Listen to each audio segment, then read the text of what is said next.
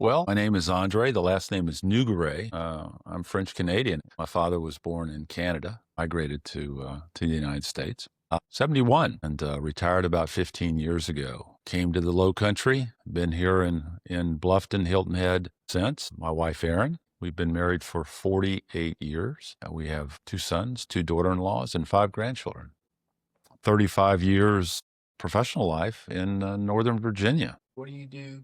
What do you do with your time now? So how do I use my time? Well, very active in our local church, which is important to us. Play a lot of golf. Not the best at it, but enjoy it. We live here on the island, so spend time on the beach, and certainly spend a fair bit of time out at Ridgeland Correctional Institute. I grew up in a little Southern Baptist church outside of Charlottesville, Virginia. And when you think of a country church, you would think of Hillsborough Baptist Church. And my grandparents went there. My parents went there. And as a little fellow, about the age of 12, I stepped out and received Jesus as my Lord and Savior. And the journey's it's been a winding one ever since. I always grew up with, with those core values and that sense of what was right and what God would have for me. So I'm thankful to my parents because they were watchful over me. I wasn't necessarily attuned to that sometimes, but at the end of the day, circle back. I am what I am today, in large part due to them. At the age of 19, I felt like after really not doing a whole lot in high school other than wanting to play sports, play basketball primarily, not paying attention to the grades. But about the age of 19, I realized that, I need to do something with my life. And so as a result, I really felt like God was calling me toward working with disabled kids. I did some volunteer work and I realized that this feels right. I'm kind of passionate about this and I kind of dream about this. And I look at what God's given me in terms of talents, skills, and abilities, and he's kind of prepared me for this. So I launched off into special education in undergraduate school and working with kids that had severe emotional problems. And, from that, pursued other things in education. But at the end of the day, when I came back to my years in retirement, that calling was still there. It was obvious that I really had an affinity. I really had a desire to work with individuals, young adults, older adults that just struggle with life and just had gotten tangled up in life and had made poor choices. But at the same time, I've always felt pulled to share and encourage guys and girls to believe in what can be, not what is. And it was a natural fit for me to come back to the prisons. In fact, I told some of these kids, 50 years ago, hey, if you don't clean up your act, you're going to end up in prison. And lo and behold, upon retirement, I was able to roll back into that same kind of setting. It kind of speaks about investing in what lasts, to live life with an internal perspective. How has an internal perspective shaped how you make decisions and what you prioritize and how you spend your time, invest in relationships? Throw the word legacy out there. As I've gotten older, I've come to understand maybe a bit more about what that means and the importance of it, certainly directed to my family. They are my legacy. My wife's my legacy. So nothing delights me more than to see them be attuned to the things of God. I pray every morning that it's important to me to see them walking this out as I did or have attempted to do. But the same is true with, the other individuals in my life. I feel like whether it's K-5 kids in church just getting started, with their lives, that, as an older person going in with those little guys, having them see somebody that's at the other end of the spectrum and, to strengthen and encourage their walk with the Lord, introduce them to Jesus. I just see that as a part of that legacy as well. And then certainly inside the walls, you see, turn their lives around and realize that it's not over, and that God's got a plan for them, a purpose for them, and it's maybe just getting started. And so all of that to me is part of a legacy, and probably is more important to me now than just about anything, really. I can't think of anything of a material nature that's important to me in that respect. And certainly my relationship with my wife is extremely important to me and my kids. But my community, those I have rubbed shoulders with, What do they see in me? And what's the legacy as a result of my interaction with them? And a lot of times they see a very imperfect guy. But at the same time, I get back up and I keep coming. And I've learned in these latter years to say I'm sorry a lot more readily than I have before. And to please forgive me a lot more readily than I did before. So if you were talking to another, Yeah. Well, I think, initially just to understand that it's all his to start with. That he's given you whatever he's given you, and you can't take it with you. So when it comes to financial resources, what are you doing with your resources? How are you using your resources? And again, the financial aspects of life are self-evident. Your time, talents, abilities, all of that. How are you using those? What has God given you to use in a certain way?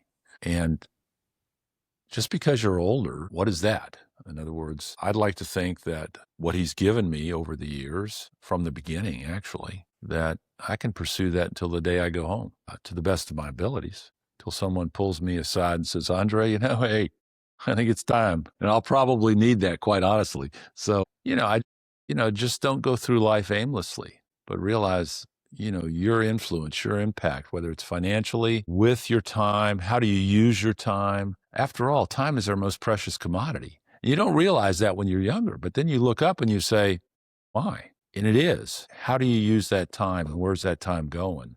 Um, it really has become increasingly important to me to be kind of laser focused on, no, I'm not going to sit down on the couch and watch whatever. I'm up, I'm doing. On Sunday nights, I'm kind of praying about and looking at, okay, what have we got coming up? What's on the agenda for tomorrow? We have a great group of volunteers out there, and the door is always open for individuals to share. But as we we kick off the program, I'd like to think about what God has said to me in relationship to what we're going to be talking about today. And so I may or may not share that, depending upon where people, others in the room may have something to share as well. But it's 40 miles for me to go to Ridgeland. And so I get in my vehicle. I love those 40 miles because I can kind of think about what's going on. What have we got? What's going on in the individual lives of the men? Do I know something's going to come my way when I walk in there on this particular Monday? I approach Ridgeland now a little differently than I did in the past. I realize that I may get there and we can't get in for a good while, or there's something's going on. And that used to be very, very frustrating to me. And I just don't get frustrated with it anymore. I show up, I go in whenever we can get in with the rest of our volunteers. There's usually some time other men will get out of their units early, some late, some early. And so you can just talk and just make yourself available to the men as they come in and, just shoot the breeze about life and what's going on in their life. And then we hope to get underway just after count. And, and sometimes that takes a while, but, just try to take use that 2 hours that we have with these guys as well as we possibly can. And then we're kind of hustled off because there's another group that comes in behind us. So you'd like to stay and chat a little bit more than you get the opportunity to, but just ask God to redeem the time, make the most of when we're there, and I just leave it up to Him at that point because so much is out of my control, and I've learned to be okay with that. I've been walking this out with Jesus for a long time, and only to find that maybe the most important thing that I do is show up. And the guys will say that from time to time. They'll say, we just appreciate you guys coming every week. You say you're going to be here, and you're here. Thanks for the consistency. Thanks for receiving us every week with a smile on your face and loving on us every week and laughing with us, admitting when you fumble something in front of the guys, whatever it may be. I just think that authenticity is meaningful. And then God supplies the rest through the discussions and through what's shared and what they share. I often say that I come away some weeks going, wow, man, I went to church today, just the guys, coming to the group and having something that the Lord has put on their heart or what they picked up this week or what they realized, that event that went on in the dorm that could have gone south, but they chose to illustrate self-control. They make my day anyways. I do know this, that I miss when I can't get in. I miss when we can't go. That speaks volumes to me. And I tell the guys genuinely, I love you guys. I love you guys. And that's heartfelt. I mean, it's like I'm talking to my kids, and many of these guys are the age of my kids, that, hey, I love you, man. But I just know that what caught my eye was in my particular small group, that class. And I saw a young man that was really trying to do things the right way, the godly way. And he had committed his life to Christ. No doubt about that in my mind. When he went to prison, I don't know what the history was, but his wife divorced him. And his kids, he's estranged from, I think he had 2 daughters, I believe, estranged from both. And here he was locked up. And it was pretty obvious to me and listening, he still loved his wife. And he didn't quite know what to do with that. So we talked about it. We prayed about it. And what are some practical steps? And we talked about just writing her and not asking anything of her, but just letting her know what his life was about now and the steps he's taking to be a better person, to walk out his Christian life as he should, and just leave it at that. And so, as I understand it, started writing. Well, got out. He didn't come to the outside program at Jumpstart. He went to Charleston, which was where home was, where his wife and family were, and thought he had a good situation, and didn't turn out that way. So there was some thought about maybe he would need to come to the outside program, even though that wasn't his initial decision. But he stayed put. He got plugged into a local church, and the pastor was giving him counseling. And so some time passed, and I tell these guys, hey, I'm in your life for a season. You don't owe me anything. You don't have to be my best friend for the rest of my life or your life. But think about it. You want to give me a call. I always give him my phone number so he can text me or call me. So I'd given my phone number, not expecting much of anything at that point. He had checked in by text a couple of times, just kind of let me know what was going on. I got a call, and he said, I'm getting married. And, I was thinking he had met somebody, and because the wife was divorced and all that sort of thing. And he goes, no, I'm marrying my wife. And I said, oh, praise God, man. Wow. And by the way, I now have a right relationship with my kids, and it's great. And I thought, gee, many Christmas, if that's the only thing that I ever receive from volunteering, then my cup runneth over. But just a few weeks ago, a gentleman there that goes, are you Andre? And I said, yeah, I'm Andre. He goes, you know who my best friend is? And I said, well, who is that? He said, Robert. I said, really? He said, yeah. And you know what? Robert they're having a baby. I thought, well, my goodness gracious. So when I got home that afternoon from Jumpstart, I texted, I said, hey, you holding out on me? What's going on? And he texted me right back, and he said, yeah, Andre, my wife and I are having another child. It's just kind of a new beginning. And I said, man, congratulations. When I was working in the school district, I had a young man at the beginning of my career. Now, this young man, dysfunctional family, abusive family. This young man grew up angry, very angry. He could be set off in a heartbeat and go from 0 to 60 in terms of rage. And you'd almost, why? And, and again, I didn't keep up with this young man. I didn't keep up with him closely at all after I had worked with him for a couple years. And I was reunited with him probably 20 years later. Again, a circumstance where I heard him raging in a work environment, a school where I was working. And my point in sharing that story is very simple, that there wasn't an intervention in his life at that point. And as a result, that cycle continued. We've talked about legacy. The legacy will continue. His kids will see him in the same light. So there has to be an opportunity where the train stops and you give the individual has an opportunity to confront the past, knowing that the future holds so much more. I believe these guys, we pray for these guys before they come to us. I pray that the selection, I'm not making the selection. God, you make the selection. Put the right guys in front of us for 9 months. And this is an opportunity where the train stops. And you may not know it, but it stops. Take advantage of this opportunity because it's God ordained and it's not random. You're here for a reason. The men before us have an opportunity they may never have again. And it's an opportunity that provides a structure and accountability. Jumpstart provides that ability for guys to just stop, not just in a passing moment either. I think that's another ministry in prison ministry that's extremely valuable, but is short term. With Jumpstart, you actually do life with these guys for 9 months, and we can work through some things together. We can let God, kind of mix this soup a little bit over a period of time. and allow you to see what he's got for you. And what's the old saying? The me I see is the me I'll be. And you got to see it. You got to see that possibility. It's like a first grader, another thing about, being an elementary principal for a while. One of the things I really enjoyed was going into a first grade classroom. And all of a sudden, these kids are realizing about, these words that I'm learning to sound form sentences. And these sentences mean something.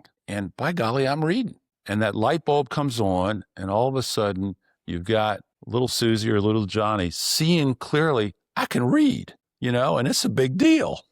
And it's kind of the same thing. That light bulb comes on, and you say, yeah, that old me is there. Just to share a bit more, we always talk about if the past drags you back, you've got to let it go. But if the past pushes you forward, run with it. And again, I think when you've learned from the past and you know what the past was, and you see that very clearly, keep trucking the other direction. But if that past keeps dragging you back and you keep looking over your shoulder and you keep lamenting, there's a way to solve that.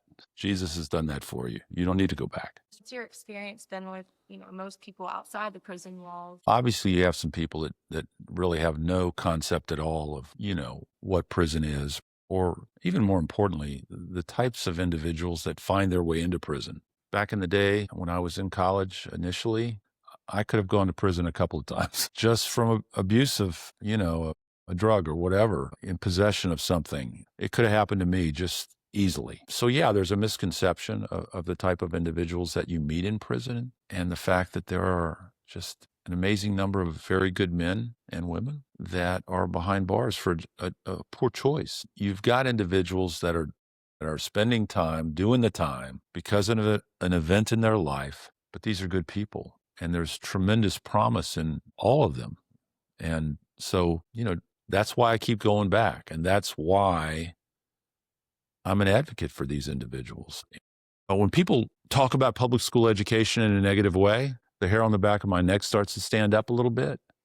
And that's because it's something I'm very passionate about. You've heard the old adage, see a good fight, get in it. If you're going to talk about that, and the same is true with me when it comes to prison. When I hear thoughtless characterizations, the hair on the back of my neck stands up. There's a good chance we're going to have a conversation. Hey, at the end of the day, God's will is my will. He knows the desires of my heart. He knows what I ask for every day. But at the end of the day, his will is my will. So I march forward in that with confidence. That's where faith comes in, and usually comes in times when it's not going just the way you thought it might go. In serving, how have you seen God grow you the most? How is joining him in his work? I'm really fortunate. I'll just say this. People say I'm blessed. I'm fortunate. I'm grateful, because the theme of my life has been consistent. And that's, when I look back and I think about the 35 years that I spent in public school education, I feel like I was right in the center of what he called me to do. I used to talk to kids at graduations, National Honor Society, this and that. I used to simply say, look, God's got a plan for you. How do you know what that plan is the next question that's going to be asked. Well, what do you dream about? What do you dream about at night? Is there something you're dreaming about doing, or what you'd like to have take place in your life? So what do you dream about? What are you passionate about? What'll make you get up on your feet about? And then look at what talents God has given you, what you're good at, what you're not good at. And then you kind of look at the three of those things together and you realize God's probably in that with you. He really is. So for me, early on, I kind of saw what God wanted for me. It took a lot of twists and turns. It really did. But all the way through my life, I've seen that theme. I don't know that I could ask for much more than that. How it's played out, I've done what he's called me to do. And don't get me wrong, I'm very humble in the fact that I've done a whole bunch of stuff wrong. And my wife can vouch for that. The fact that I've tried to walk in the talents, gifts, and abilities, the passions, the vision that I've had for my life through him. And it's all been fairly consistent as we go. And probably it would be couched under one simple phrase, that whatever I've been doing, I wholeheartedly believe that change occurs out of relationship. Bottom line, whether it's with your wife, with your kids, public schools, those tough kids or whether it's guys in prison, that once that relationship is established, then you got something, and then you can build on that. But if you don't have that relationship, Your marriage isn't going to go anywhere. Your kids are going to be adrift. So it's a simple principle, but I think it really applies, it just really does. And so kind of been consistent with that my whole life. When you look up at 71 years of age and you realize that I really don't have any regrets. That doesn't mean I haven't had mistakes. That doesn't mean God hasn't had to course correct, but I don't have any regrets. But in life in general, I think my grandkids, they see me, they know me, and they know consistently who I am. And it's love them to death. Sometimes I might be a little disappointed, but hey, tomorrow's a new day. Going to get up and love you just as much as I did today. And again, I've always believed that love stirs the drink. That's what that elicits the change. When they sense that love coming through, then grandpa, yeah, I shouldn't have done that. That wasn't, but I would hope they just see somebody that just walks it out, and just loves life, grateful for life, grateful for all that's gone into it. And I don't have any large regrets. I'd go back tomorrow and live the same professional life that I lived the first time. It's not like, I loved every moment of it. And there were some horrendous moments, but I would do it again, I really would. Maybe I do that part better the next time, but just in marriage, same thing, ups and downs, rounds and rounds. But, I was fortunate enough. She's the one.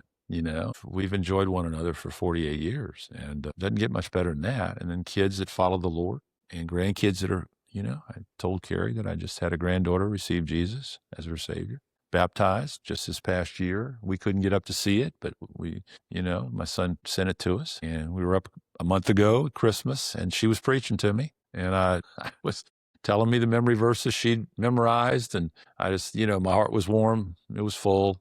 I'm a country boy. I mean, I grew up in the country, a PhD, all that.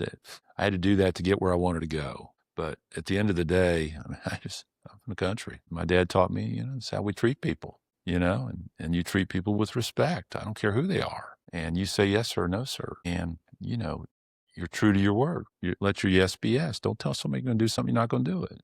All those types of things I was fortunate enough to have instilled in me. And do feel an obligation to share that on with my family and then with these other guys that let you get into their lives. Because many of them, these guys, they got a grandma praying for them. They might have a mom praying for them. Dad's who knows where.